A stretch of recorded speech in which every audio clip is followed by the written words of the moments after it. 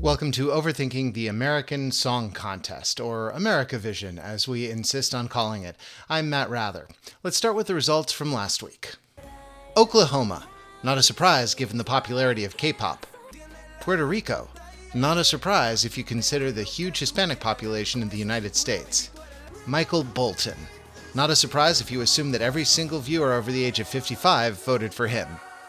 Okay guys, we have 11 new songs, starting with what I assume is Fred Armisen and Carrie Brownstein doing a Portlandia sketch.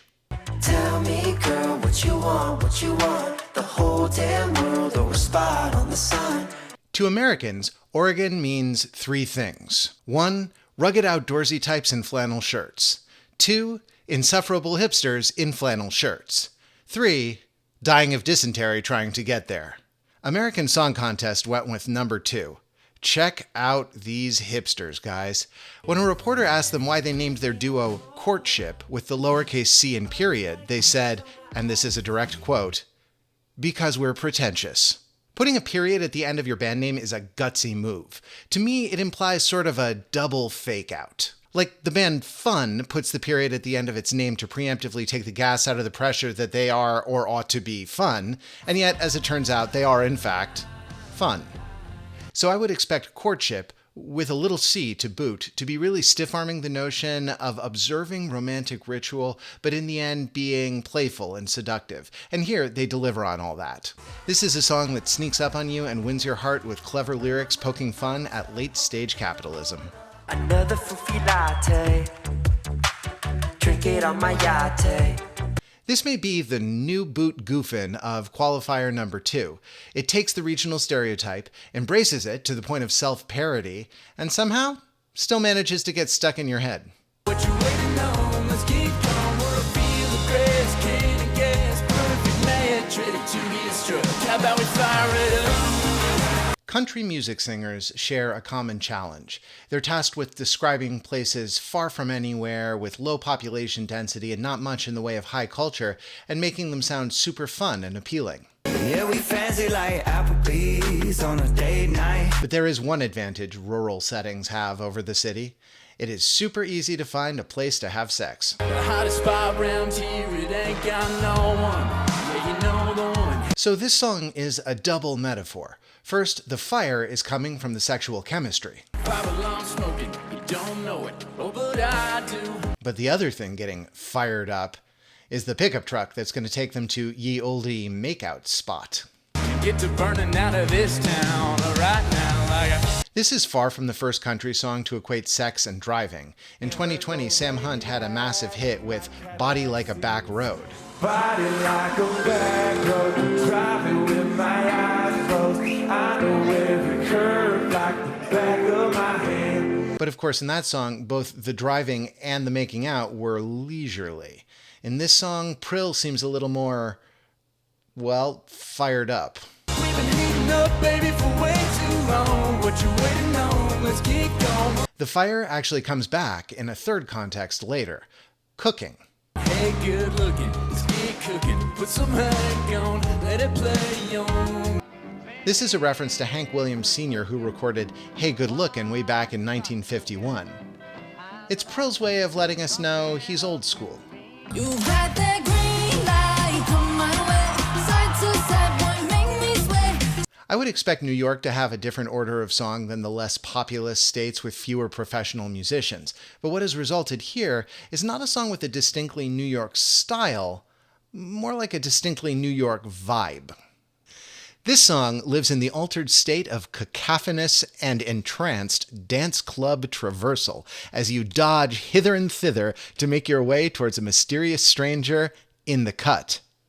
This doesn't only happen in New York, of course, but especially with the global fusion touch to the backing track that recalls the obvious touchpoint, Rihanna, the song feels very of a particular sort of New York. The green light here is a signal for the man to cross the distance of the dance floor to be with the woman, but it also recalls another New York story, The Great Gatsby.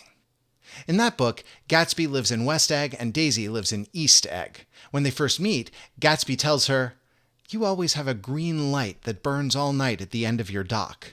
The green light calls out to him across the water. But in Anissa's song, the green light has evolved from the green of capitalist commodification to the green of Dembo-flavored consent. Lonely is never alone. You're never alone. It's great to see a busker with a busk-friendly style represent her state. Busking is way underrated as a musical expression of regional culture. This is both a love song and a compassion song. It is partly directed to the self, partly directed to the other who is like the self. There's an interesting poetical ambiguity between being an outcast and being a member of a community. You know there are other people out there like you to connect with because you are isolated and I am isolated too. It's a bit paradoxical, but we've all been there. As with the Kentucky song, Sparrow, Jocelyn uses the metaphor of repairing a bird's injured wings to describe the compassionate or erotic presence of a friend or lover. Unlike many others, Jocelyn actually mentions a method for repairing a broken bird. I'll take your wings so you're ready to fly. One wonders what kind of tape Jocelyn would use. Is it perchance duct tape?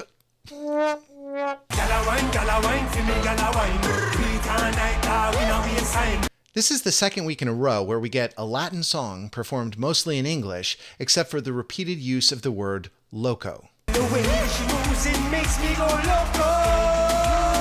Does NBC think that loco is the only Spanish word Middle America definitely understands? Is it because of cocoa? That I'm only un poco loco. We do have a question for Cruz, though. And we go party all night. Yeah, if you know what I mean. You see, I thought I knew what he meant until he said, if you know what I mean. And now I'm not so sure. Maybe the reason the song is alluding to partying with all this bravado without providing any plausible real-life details of what a party is actually like has something to do with it coming from the Virgin Islands. You know, Virgin Islands, if you somehow can take all this pressure off of yourself, party all night will just happen naturally. On the horizon, the dawn is breaking. Macy Gray is going to get most of the marketing ink, but arguably Jordan Smith is even more of a ringer in Qualifier 2. He was the winner of Season 9 of The Voice back in 2015. Since then, he's been a star in the Christian music scene. He has another claim to fame, though, one that's very far away from Christian music. He wrote Ashes, the parody monster ballad that Celine Dion sings during the opening credits of Deadpool 2. The classicists among you may thrill at America Vision's soaring conjuring of Greco-Roman literature's most affectionate, horniest bird.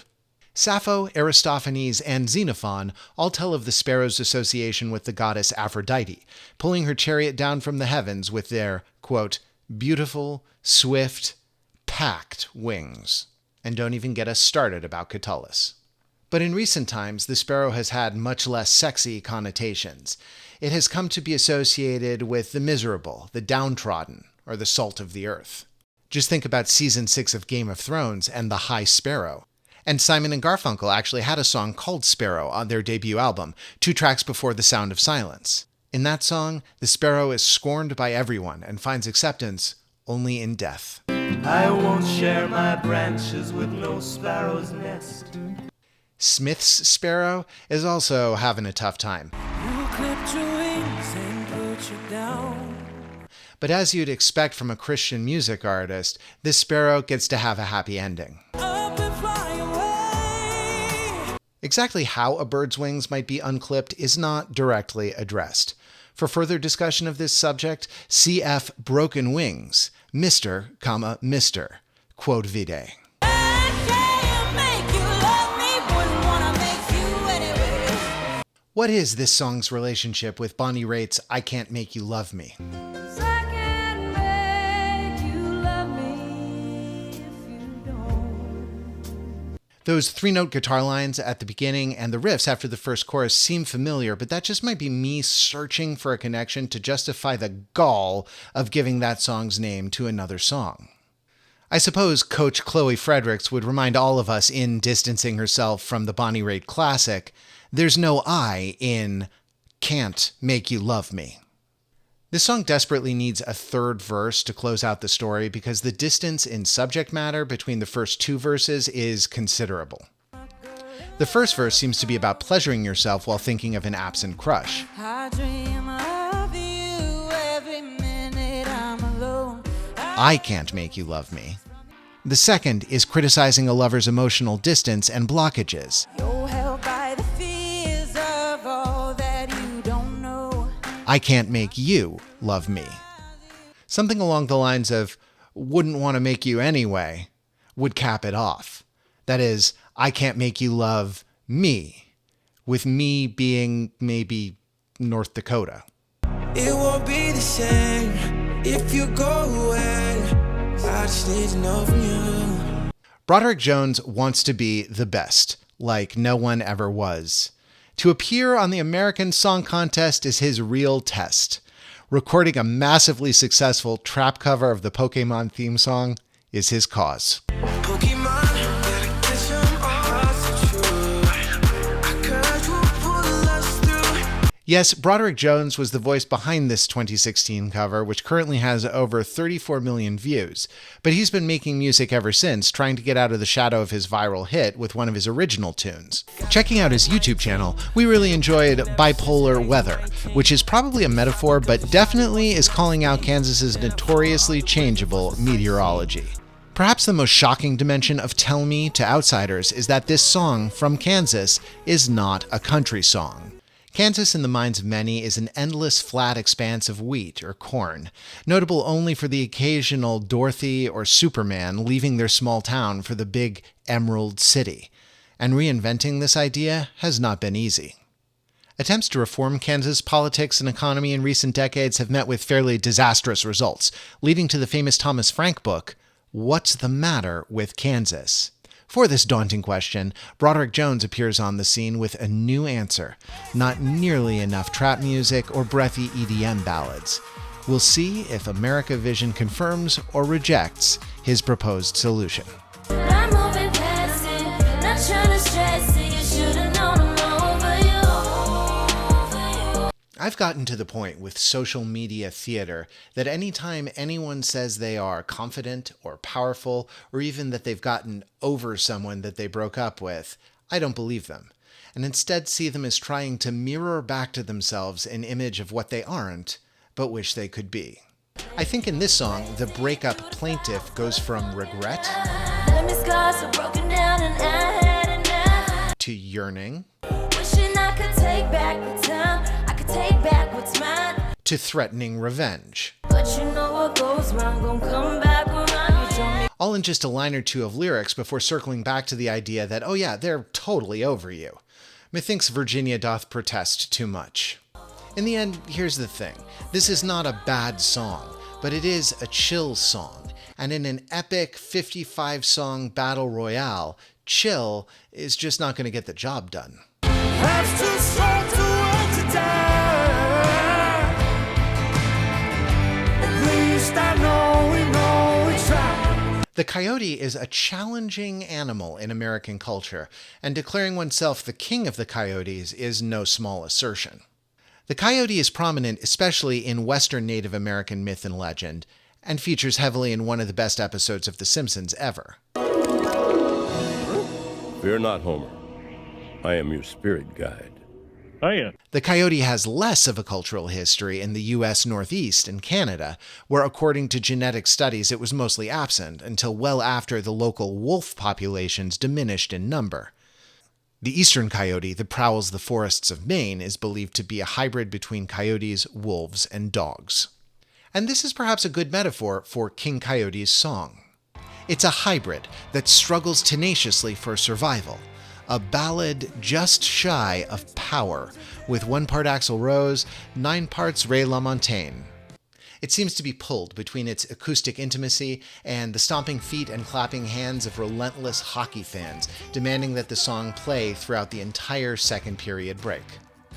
On the other hand, it has a bridge. On and on it goes, and on you say. We found it, folks, one with a bridge. Traditional songwriting structure isn't completely dead. By the way, between this song and Loco last week, replacing C's with K's seems to be back in style. You know it's coming next week, don't you? All the way up to the sky, down in my soul. NBC appears to be stacking the deck with a famous name every week to boost ratings. Not that it appears to be working.